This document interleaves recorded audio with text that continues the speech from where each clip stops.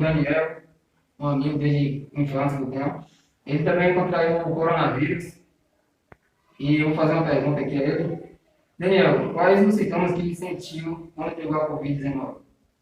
Olha, foi muitas dores nas costas, principalmente do meio das costas até o pescoço, e as juntas do corpo doía bastante.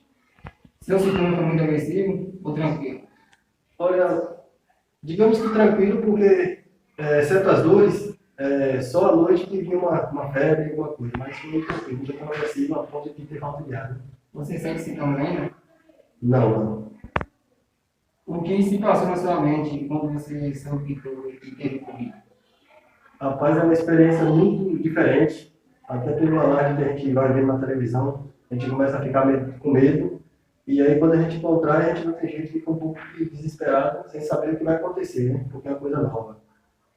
Quais foram os cuidados que você teve para que sua família não pegue a doença? Como aqui eu estava em reforma na casa minha, assim que eu senti o primeiro sintoma, eu pedi que minha família ficasse na casa dos pais e fiquei na casa minha também, reforma, sozinho em isolamento. Qual foi sua sensação quando soube que estava com a cura? Uma sensação de alívio, muito alívio. Você e sua família continuam se cuidando? Sim, na medida do possível. Alguém da sua família que teve contato com você e pegou a Covid? Sim, sim, um irmão meu pegou, o irmão mais velho, facilitou, e aí mesmo avisando a ele que eu estava bem, mas ele achando que era só alguma coisa corriqueira que eu estava, e acabou que contraiu também. Você se sentiu algum tipo de preconceito?